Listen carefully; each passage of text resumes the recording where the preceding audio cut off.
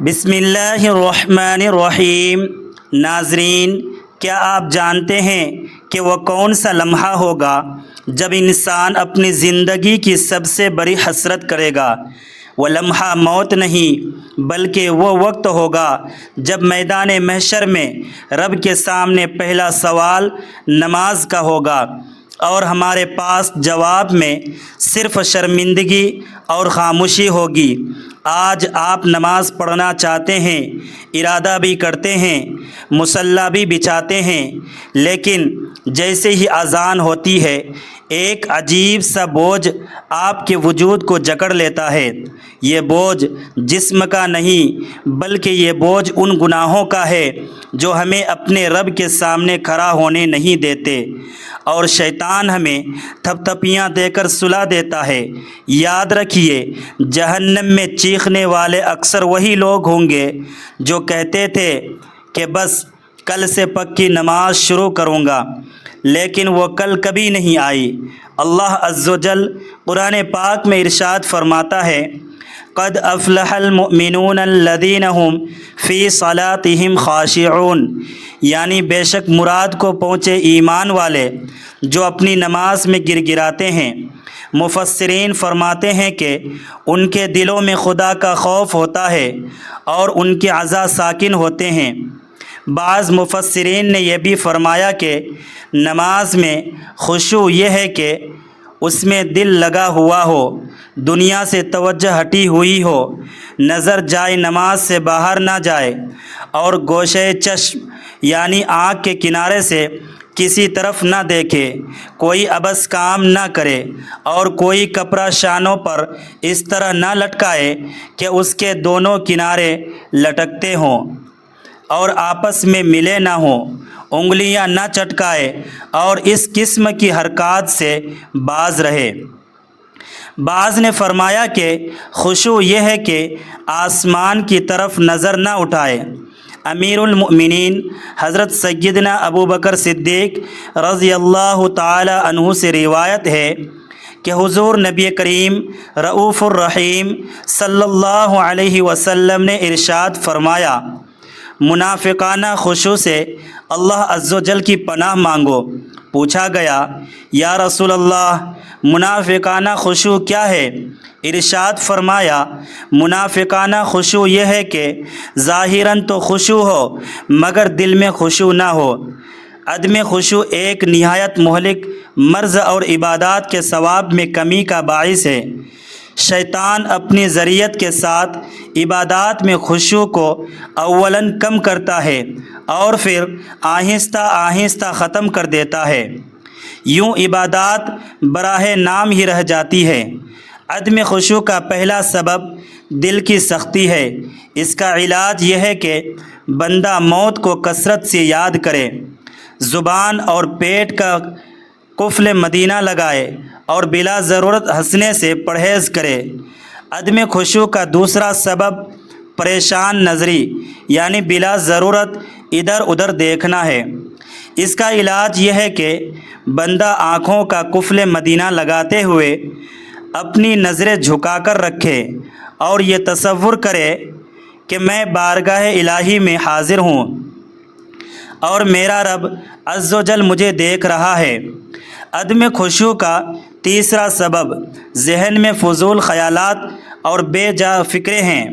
اس کا علاج یہ ہے کہ بندہ بارگاہ الہی میں حاضری کے وقت اپنے اندر ایک سوئی پیدا کرے اور اس سے نجات کے لیے بارگاہ الہی میں دعا بھی کرے۔ عدم خشوع کا چوتھا سبب بارگاہ الہی میں حاضر ہونے کے آداب سے لا علمی ہے۔ اس کا علاج یہ ہے کہ بندہ بارگاہ الہی میں حاضر ہونے کے آداب سیکھے اور اپنے نیک لوگوں اور اللہ والوں کی صحبت اختیار کرے جو بارگاہ الہی کے آداب سے واقف ہیں۔ محترم ناظرین، جو چاہتا ہے کہ اس کا عبادت میں دل لگے، نماز پڑھنے میں لطف آئے، تلاوت کرتے ہوئے آنکھوں میں آنسو آئے، اللہ پاک کی بارگاہ میں مناجات کی لذت ملے، درود شریف پڑھے تو دل عشق مصطفیٰ سے لبریز ہو جائے، گنبد خضرا کا تصور بند جایا کرے اور دوران عبادت فضول خیالات تنگ نہ کرے، تو اسے چاہیے کہ گانے باجے سننے سے بچے، آنکھوں، کانوں، ہاتھوں اور دیگر اعضاء کو گناہوں سے بچائے، فضول گوئی سے بچے اور جھوٹ، غیبت، چغلی، الزام تراشی وغیرہ وغیرہ سے ہر دم بچتا رہے۔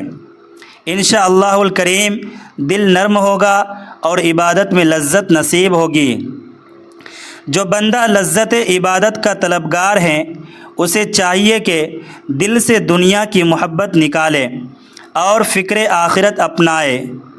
اس کی برکت سے انشاءاللہ الکریم عبادت میں لذت اور یکسوئی نصیب ہوگی۔ حضرت عبداللہ قریشی رحمۃ اللہ تعالی علیہ فرماتے ہیں کہ ایک شخص نے کسی نیک بزرگ کی خدمت میں عرض کیا، عالی جاہ، میں نیکی کرتا ہوں مگر دل میں نیکی کی لذت نہیں پاتا۔ اللہ پاک کے اس نیک بندے نے فرمایا، تمہارے دل میں ابلیس کی بیٹی یعنی دنیا رہتی ہے، اور یقیناً باپ یعنی شیطان اپنی بیٹی دنیا سے ملنے تمہارے دل میں آتا رہتا ہے۔ ظاہر ہے کہ ابلیس جب بھی تمہارے دل میں آئے گا فساد ہی پھیلائے گا، یہی وجہ ہے کہ تمہیں نیکی کی لذت نہیں ملتی۔ روایت ہے کہ اللہ تبارک و تعالی نے اپنے نبی حضرت داؤد علیہ السلام کو فرمایا، اے داؤد، اگر مجھ سے محبت کرتے ہو تو دنیا کی محبت دل سے نکال دو، بے شک میری محبت اور دنیا کی محبت ایک دل میں جمع نہیں ہو سکتی۔ ایک مرتبہ حضرت عیسیٰ علیہ السلام نے اپنے حواریوں کو فرمایا، مردوں کے پاس مت بیٹھا کرو ورنہ تمہارا دل مردہ ہو جائے گا۔ حواریوں نے عرض کیا، مردے کون ہیں؟ فرمایا، دنیا میں رغبت رکھنے والے اور دنیا سے محبت کرنے والے۔ عبادت میں لذت پانے کا ایک بہترین طریقہ یہ بھی ہے کہ ہم اللہ پاک کے نیک بندوں کی صحبت اختیار کریں۔ الحمدللہ اللہ پاک کے نیک لوگوں کے پاس بیٹھنے، اٹھنے، ان کی باتیں سننے، ان کی طرف محبت سے دیکھنے اور ان کی سیرت اپنانے کی برکت سے دل کی سختی دور ہوتی ہے اور فکر آخرت نصیب ہوتی ہے۔ حضرت جعفر بن سلیمان رحمۃ اللہ تعالی علیہ فرماتے ہیں کہ میں جب کبھی اپنے دل میں سختی پاتا صبح سویرے حضرت محمد بن وسیع رحمۃ اللہ تعالی علیہ کی خدمت میں حاضر ہو جاتا، اس کی برکت سے مجھے فائدہ پہنچتا تھا۔ میاں شیر محمد شر کپوری رحمۃ اللہ علیہ پاکستان کے مشہور اولیاء کرام میں سے ہیں۔ ایک مرتبہ آپ کے ایک مرید نے آپ کی خدمت میں عرض کیا، عالی جاہ، میرا ایک بیٹا ہے فتح محمد، میں نے اسے بڑے شوق سے حافظ قرآن بنایا مگر وہ نماز نہیں پڑھتا۔ میاں شیر محمد شر کپوری رحمۃ اللہ علیہ نے فرمایا، اسے ہمارے پاس لے آنا۔ چنانچہ مرید 2 دن کے بعد اپنے بیٹے کو ساتھ لے کر حاضر ہو گیا اور عرض کیا، حضور فتح محمد حاضر ہے۔ میاں صاحب نے بڑے پیار سے پوچھا، فتح محمد نماز کیوں نہیں پڑھتے؟ عرض کیا، نماز میں میرا دل نہیں لگتا، اگر نماز پڑھوانی ہے تو دل لگا دو۔ میاں صاحب چٹائی پر لیٹے ہوئے تھے۔ فتح محمد کی بات سن کر جوش میں اٹھ بیٹھے اور کلمے کی انگلی سے ان کے دل کی طرف اشارہ کر کے فرمایا، جاؤ اب دل لگا کرے گا۔ بس اللہ پاک کی ولی کامل کا اتنا ہی کہنا تھا کہ اب فتح محمد کی یہ کیفیت ہو گئی کہ ظہر کی نماز شروع کرتا تو عصر تک ظہر ہی مکمل ہوتی، عشاء کی نیت باندھتا تو فجر ہو جاتی۔ اللہ پاک ہمارے دل کی سختی دور فرمائے، ہمارے دل روشن ہوں۔ کاش نمازوں میں دل لگ جائے، کاش عبادت کا ذوق و شوق ہمیں نصیب ہو جائے۔ اے کاش 100,000 کاش ہمیں عبادت کی لذت بھی ملے اور اس پر استقامت بھی نصیب ہو جائے۔ آمین۔ کامیاب مومن بننے کے لیے نماز میں عجز و انکسار اور خشوع و خضوع کی ضرورت ہے۔ جیسے اللہ تبارک و تعالیٰ نے فرمایا، یقیناً فلاح و کامیابی پائی ہے ان ایمان والوں نے جو اپنی نمازوں میں خشوع اختیار کرتے ہیں۔ نماز میں خشوع و خضوع پیدا کرنے کے کئی ایک ذریعے ہیں۔ انسان کو نماز کے معنی و مفہوم سیکھنا چاہیے کہ جو کچھ وہ کہہ رہا ہے وہ اور کر رہا ہے اس کو سمجھے۔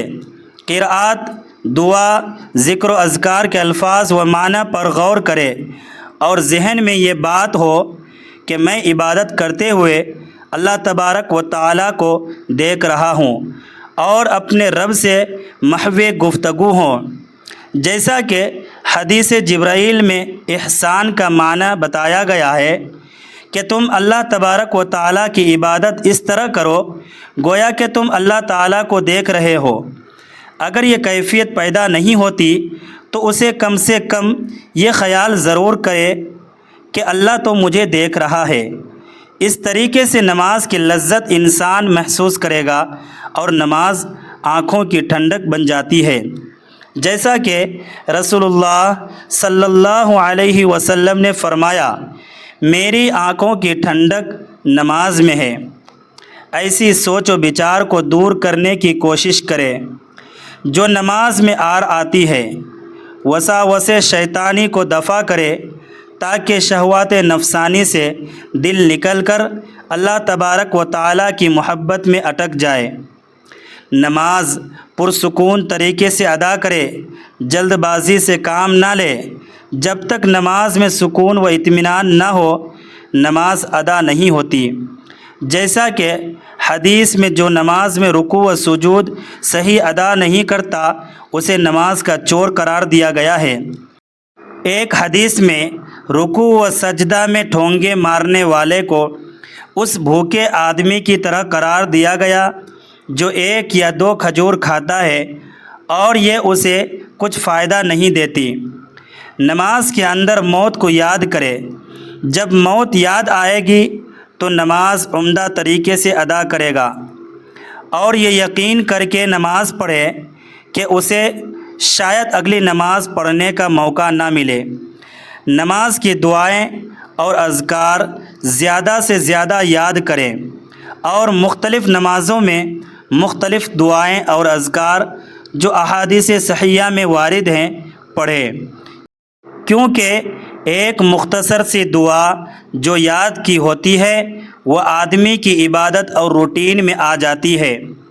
پھر اس کی زبان پر ورد تو جاری ہوتا ہے لیکن دل فکر سے خالی ہوتا ہے، یعنی ہماری نماز بطور عادت ہوتی ہے، عبادت نہیں۔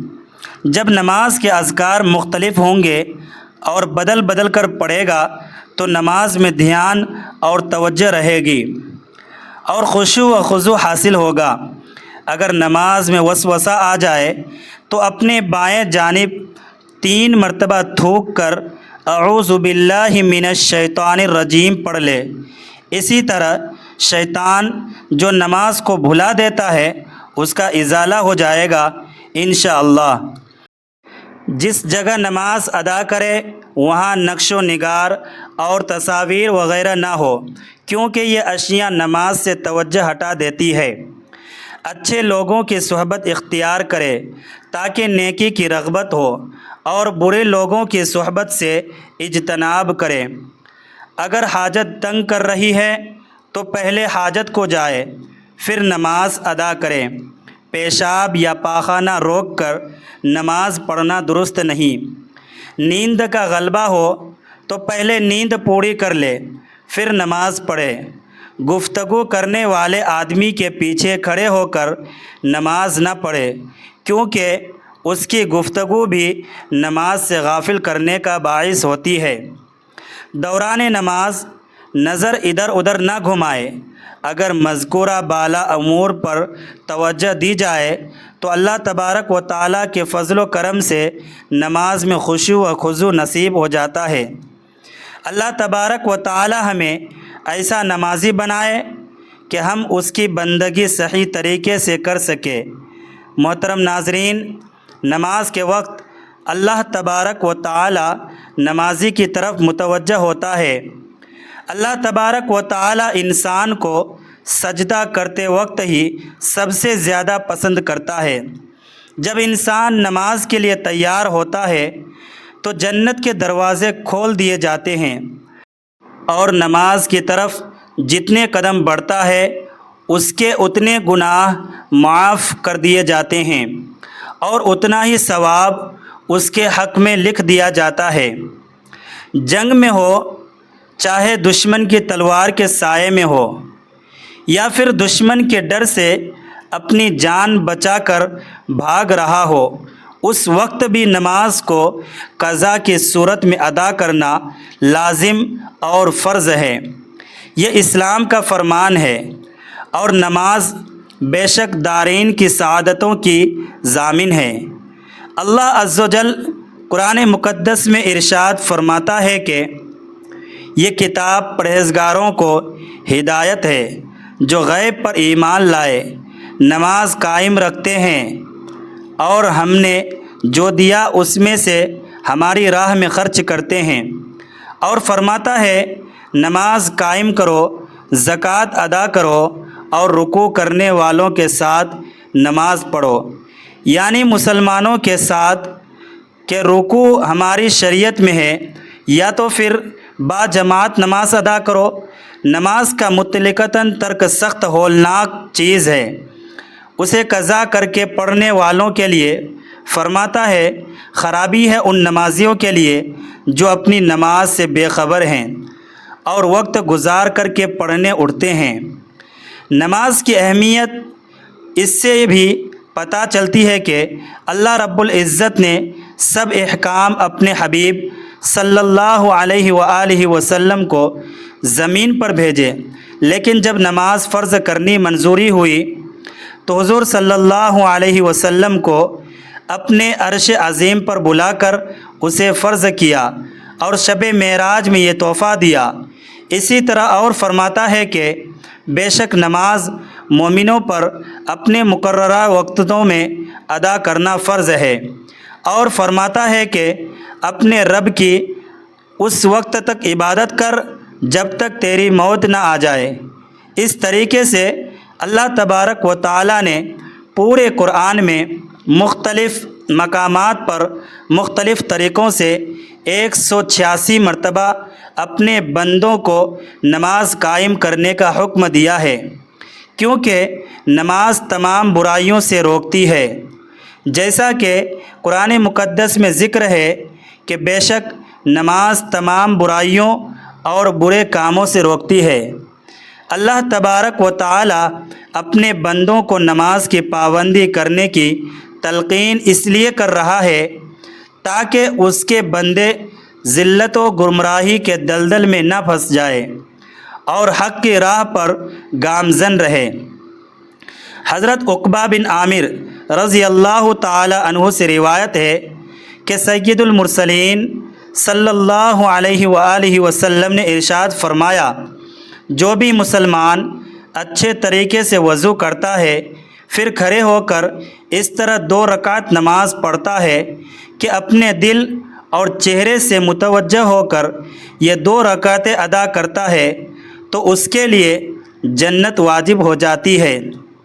حضرت عبداللہ بن مسعود رضی اللہ تعالی عنہما سے روایت ہے کہ حضور پر نور صلی اللہ علیہ وآلہ وسلم نے ارشاد فرمایا، جس نے نماز میں مداومت کی تو قیامت کے دن وہ نماز اس کے لیے نور، برہان اور نجات ہوگی، اور جس نے نماز کی محافظت نہ کی تو اس کے لیے نہ نور ہے، نہ برہان، نہ نجات، اور وہ قیامت کے دن قارون، فرعون، حامان اور ابی بن خلف کے ساتھ ہوگا۔ حضرت ابو سعید خدری رضی اللہ تعالی عنہ سے روایت ہے کہ حضور اقدس صلی اللہ علیہ وآلہ وسلم نے ارشاد فرمایا، جس نے جان بوجھ کر نماز چھوڑی تو جہنم کے اس دروازے پر اس کا نام لکھ دیا جاتا ہے جس سے وہ داخل ہوگا۔ حضرت انس بن مالک انصاری رضی اللہ تعالی عنہ، جو کہ حضور نبی اکرم صلی اللہ علیہ وآلہ وسلم کے صحابی اور خادم خاص تھے، فرماتے ہیں کہ حضور نبی اکرم صلی اللہ علیہ وسلم کے مرض وصال میں حضرت ابو بکر صدیق رضی اللہ تعالی عنہ لوگوں کو نماز پڑھاتے تھے۔ پیر کے روز لوگ صفیں بنائے نماز ادا کر رہے تھے کہ اتنے میں حضور صلی اللہ علیہ وسلم نے حجرے مبارک کا پردہ اٹھایا اور کھڑے کھڑے ہمیں دیکھنے لگے۔ اس وقت آپ صلی اللہ علیہ وسلم کا چہرہ انور قرآن کے اوراق کی طرح معلوم ہوتا تھا۔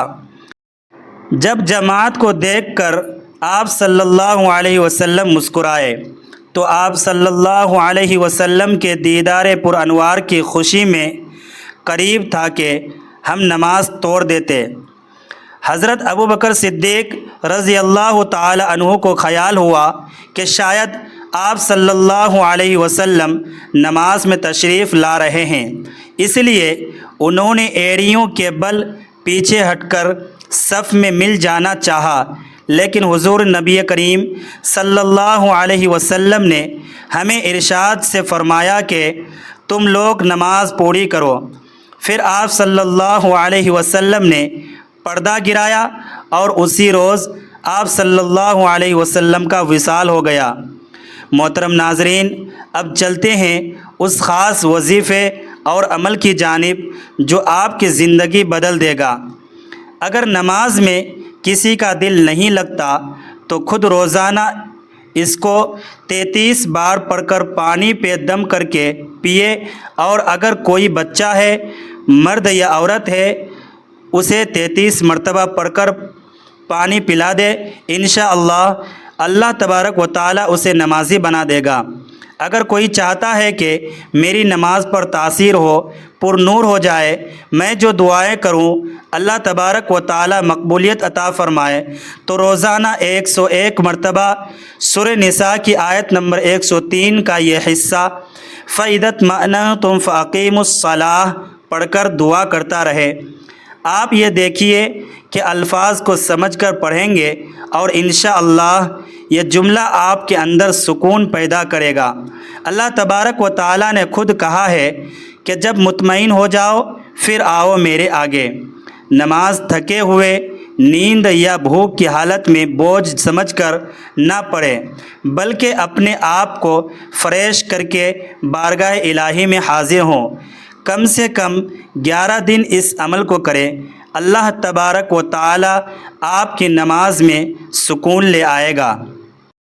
جس کو یہ نماز سے پہلے جو ایک بار پڑھ کے نماز پڑھے گا، یا قرآن کی تلاوت سے پہلے، نوافل سے پہلے، کسی بھی عبادت سے پہلے، چاہے حج ہے، عمرہ ہے، طواف ہے، اس سے پہلے آپ یہ ایک بار پڑھ لیں اور پھر سینے پر پھونک مار لیں تو اچھا ہے۔ اس کے بعد جو بھی عبادت کریں گے اس میں آپ کو سکون حاصل ہوگا۔ سورہ بقرہ آیت نمبر 186 میں ارشاد باری تعالی ہے، اور اے پیغمبر، جب تم میں سے میرے بندے میرے بارے میں دریافت کرے تو کہہ دو کہ میں تمہارے پاس ہوں۔ جب کوئی پکارنے والا مجھے پکارتا ہے تو میں اس کی دعا قبول کرتا ہوں۔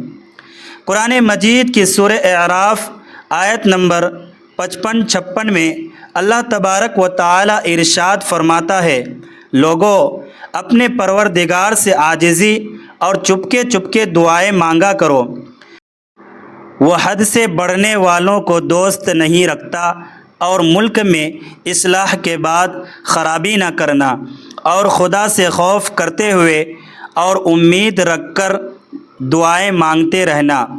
کوئی شک نہیں کہ خدا کی رحمتیں نیکی کرنے والوں سے قریب ہے۔ اللہ تبارک و تعالیٰ کے پیارے نبی حضرت محمد مصطفیٰ صلی اللہ علیہ وآلہ وسلم نے دعا کی عظمت، اس کی برکتیں، دعا کے آداب اور دعا کرنے کے بارے میں واضح ہدایت دی ہے۔ ایسی بے شمار احادیث ہیں جن میں دعا کا ذکر ہے اور دعا کی اہمیت و فضیلت کو واضح کیا گیا ہے۔ حضرت عبداللہ بن عمر رضی اللہ تعالی عنہ سے روایت ہے کہ رسول اللہ صلی اللہ علیہ وسلم نے فرمایا، دعا کارآمد اور نفع مند ہوتی ہے۔ ایک اور حدیث حضرت عبداللہ بن مسعود رضی اللہ تعالی عنہ سے مروی ہے کہ حضرت محمد مصطفیٰ صلی اللہ علیہ وسلم نے ارشاد فرمایا، اللہ تبارک و تعالیٰ سے اس کا فضل مانگو، کیونکہ اللہ تبارک و تعالیٰ کو یہ بات محبوب ہے کہ اس کے بندے اس سے دعا کرے اور مانگے۔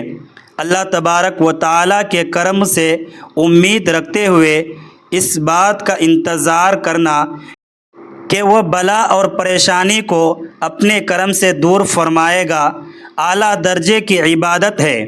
حضرت ابو ہریرہ رضی اللہ تعالی عنہ سے روایت ہے کہ آقا حضرت صلی اللہ علیہ وسلم نے ارشاد فرمایا، اللہ تبارک و تعالیٰ کے یہاں کوئی چیز اور کوئی عمل دعا سے زیادہ عزیز نہیں۔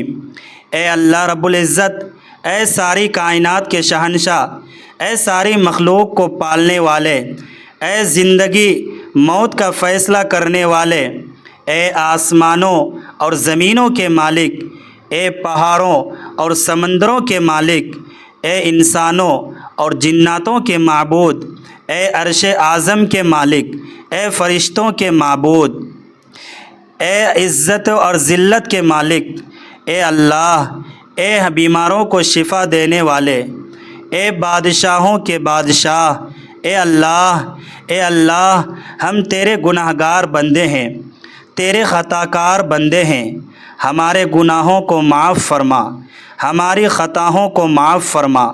اے اللہ، ہم اپنے اگلے پچھلے صغیرہ کبیرہ سبھی گناہوں، خطاؤں اور نافرمانیوں کی معافی مانگتے ہیں۔ اے اللہ رب العزت، ہم اپنے گناہوں سے توبہ کرتے ہیں، ہماری توبہ قبول فرما۔ اے اللہ، ہم گناہ گار ہیں، سیاکار ہیں، بدکار ہیں، تیرے احکام کے نافرمان ہیں، ناشکرے ہیں، لیکن میرے معبود تیرے نام لیوا بندے ہیں، تیری توحید کی گواہی دیتے ہیں۔ تیرے سوا کوئی عبادت کے لائق نہیں، تیرے سوا کوئی بندگی کے لائق نہیں، تیرے سوا کوئی تعریف کے لائق نہیں۔ ہمارے معبود، ہمارے گناہ تیری رحمت سے بڑے نہیں، تو اپنی رحمت سے ہمارے گناہ معاف کر دے، تو اپنی رحمت سے ہمارے گناہ معاف کر دے۔ اے اللہ پاک، ہمیں گمراہی کے راستے سے ہٹا کر صراط مستقیم کے راستے پر چلنے والا بنا دے۔ اے اللہ، ایسی نمازیں پڑھنے کی توفیق عطا کر جس نماز سے تو راضی ہو جائے، زندگی میں ایسے نیک اعمال کرنے کی توفیق عطا کر جن اعمالوں سے تو راضی ہو جائے، ہمیں ایسی زندگی گزارنے کی توفیق عطا کر جس زندگی سے تو راضی ہو جائے، ایمان پہ زندہ رکھ اور ایمان پہ ہی موت عطا کر۔ اے اللہ، ہمیں تیرے احکام کی فرما برداری کرنے والا بنا اور تیرے پیارے حبیب جناب محمد الرسول اللہ صلی اللہ علیہ وآلہ وسلم کے نیک اور پاکیزہ آداب کو اپنانے والا بنا دے۔ اے اللہ، ہماری پریشانیوں کو دور کر دے۔ اے اللہ، جو بیمار ہے انہیں شفا کاملہ عطا فرما۔ اے اللہ، جو بے اولاد ہیں انہیں اپنے خزانوں میں سے نیک اور صالح اولاد عطا فرما۔ اے اللہ، جن کے جو کام میں رکے ہیں وہ پورے کر دے۔ اے اللہ، بچھڑے ہوئوں کو ملا دے۔ اے اللہ، شادی شدہ جوڑوں میں محبت اور خلوص پیدا کر دے اور ان کی زندگیوں میں برکت ڈال دے۔ اے اللہ، تمام لڑکے اور لڑکیوں کے نصیب اچھے کر دے۔ اے اللہ، جو قرضے کے بوجھ تلے دبے ہوئے ہیں ان کا قرض جلد از جلد ادا کر دے۔ اے اللہ رب العزت، شیطان سے ہماری حفاظت فرما۔ اے اللہ حلال رزق کمانے کی توفیق عطا فرما۔ آمین یا رب العالمین۔ ناظرین، ویڈیو اچھی لگی ہو تو ویڈیو کو لائک کرے، شیئر کرے، چینل کو سبسکرائب کرے۔ ملتے ہیں کسی نیکسٹ ویڈیو میں۔ خدا آپ کا حامی و ناصر ہو۔ اللہ حافظ۔